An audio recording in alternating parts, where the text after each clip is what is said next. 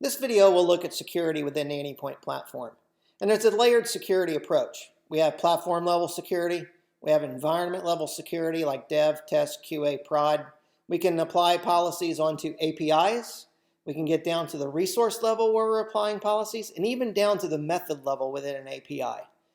We're securing all of the deployment targets that we support, whether we're deploying into a Kubernetes cluster, into Cloud Hub, which is our iPaaS offering, or just standalone Mule deployments. We can secure those. We can secure Mule as well as non-Mule services that are running.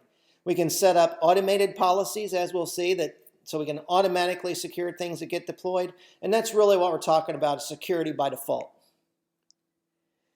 First level security is platform level security. And when you're deploying into Cloud Hub, our iPaaS offering, or you're deploying into Runtime Fabric targets, we can take advantage of DOS, WAF, HTTP limits, whitelisting, and that sort of thing. So security is actually baked into the platform itself. For example, when we look at Cloud Hub, we're automatically doing penetration testing, code reviews, data center security, all of those things that we take advantage of.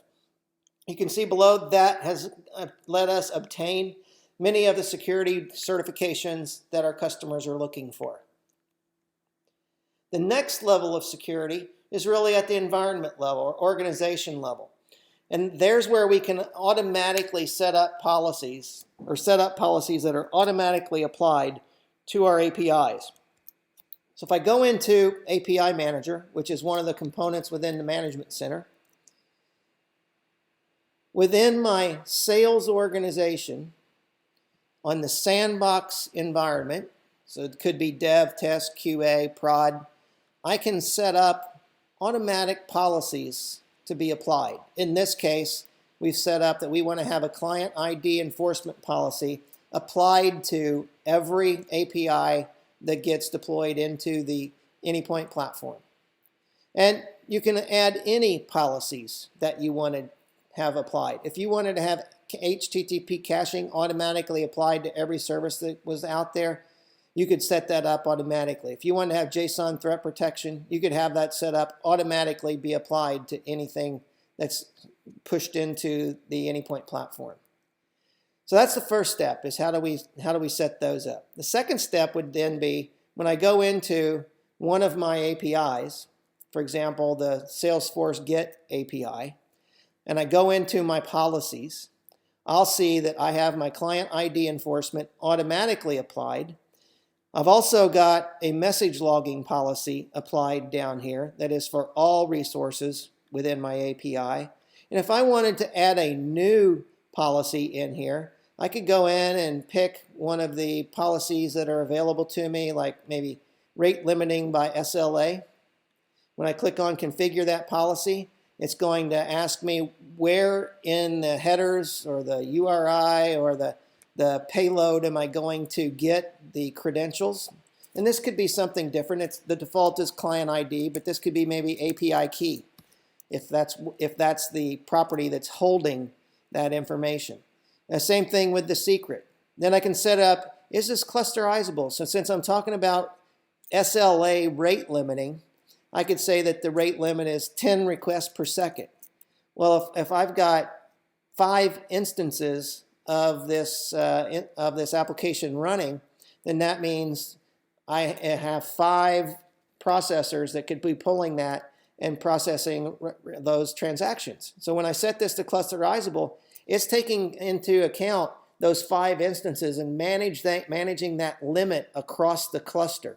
Many API tools make you figure out what the average is for each one of those, and instead of setting the limit to 10, you'd have to set it to 2 since you have 5 instances. But clusterizable takes that headache away from you and lets you just apply the policy, and it manages that rate limit. So now I've got my rate limiting policy applied to this. For whenever I'm applying rate limits by SLA, I can also go in and set my different limits. So in this case, if I look at my silver limit, we'll see that it's a manual approval, and I've got 5 requests per minute and 50 requests per hour is my limit on this. I could add another limit that said maybe 100 requests every day. And whichever of those limits is hit first is what it will utilize. So you have complete control over how many SLA tiers you want to put in here, as well as what those tiers are. I can also see who is using this API. And so I see my account domain API is using this. Also, my LAG mobile app is using this. And I see that they're currently sitting at a gold tier, or that's what they've requested. I haven't approved this yet, so now I'll go ahead and approve that. So now they're in a gold tier. That's what they requested, but maybe I want to knock them down to the silver tier. So as the API owner, I have the option of doing that. And I can do this through the UI as we see here, or I could hook that in and do that through an API call where if it's hooked into my billing system and when they place an order, they upgrade, then I could come in and have this automatically happen through an API that's out there. So go ahead and setting up security is easy. We can take advantage of the automated policies as we talked about to apply those to everything within the API platform. And then I can also go in on an individual API and apply those policies that I deem appropriate within the individual API.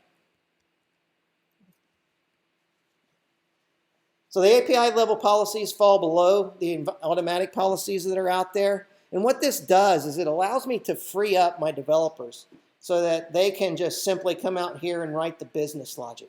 They don't have to worry about adding any security in because all of that is going to be applied externally to the application itself. Now, one of the key parts within the platform is how can I visualize my security posture? Security teams are always wondering what's deployed in my environment that is violating security policies. And when we look at the Anypoint platform, the visualizer gives me a perspective that allows me to look at the environment and find out where are my APIs that aren't adhering to policies. And so when I look at on the left side here, we see all the different policies that I can use to check for compliance within my environment. And in this case, I've got my client ID enforcement policy checked, and I can see those APIs that are deployed that do not have that policy applied out there. If I wanted to see which ones, for example, have IP blacklist applied to it, these are the ones that have a blacklist applied to it. So this gives me a way to go through and look at the various policies that we've applied within our environment and be able to drill in and see or easily detect which ones do not have the appropriate policies applied. Now, what it also allows me to do is when I click on an individual API within this, I can go in and see what policies have been applied, as well as other information about that particular API.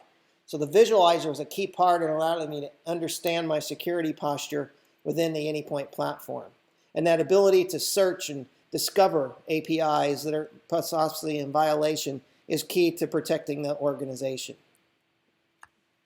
Now, when we think about APIs as well, there's a lot of different ways to secure the services and the APIs that we implement. The traditional way is using an API gateway, Apogee, Mastery, Layer 7, those types of tools. They actually have the API manager and the API gateway kind of wrapped together, and they are providing security for existing APIs that are built out there. Well, that has some challenges in that there's a failure point that if the API manager goes down, you can't access your systems, regardless of what's going on with the gateway itself. So what we do is we break out the API manager from the API gateway.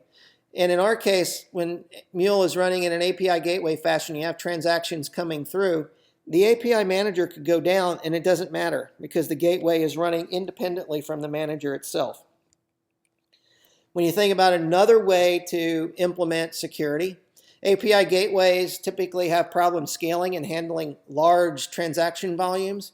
So if we leverage a proxy approach instead of a gateway approach, we can actually scale individually the API proxy for an individual service independently of how things are happening in the gateway.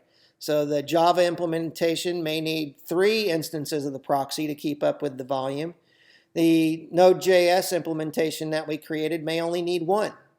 And so it gives us the flexibility to scale according to what each particular requirement has versus having a one-size-fits-all. Now, when you think about the Mule applications, we don't need proxies or gateways in order to secure those. Embedded in the Mule runtime is a micro gateway. And so we can apply policies directly to the Mule application and eliminate the need for another layer in here for a proxy. Now, you may still want a proxy in front of it, but it's not required. Also, if you have applications running, you've built in Java or Node or whatever, and are running in a Kubernetes cluster, we can drop in a Mule adapter into that cluster, and we'll auto-discover all of the services that are running in that cluster, register those into Exchange so we know what's available, and then automatically apply any of those automated policies to these services that are running. And at that point, they're registered into API Manager, and you could go and add additional policies onto those services within your K8 cluster. Now, as I said, if you want to put a proxy in front of those services that are already being secured by the Mule adapter or the embedded agent in the Mule runtime, you can, but it's not something that's required. So that's when you think about security, that's our security approach. As we said, it's a layered approach that allows us to implement security at the best level to minimize the effort that's required to secure those services that we have deployed. We can secure across deployment platforms, whether it's on-prem, private cloud, or Cloud Hub. We can secure Mule as well as non-Mule services that are running. We can set up those automated policies to ensure certain policies are applied automatically, and therefore we end up with that secured by default capability.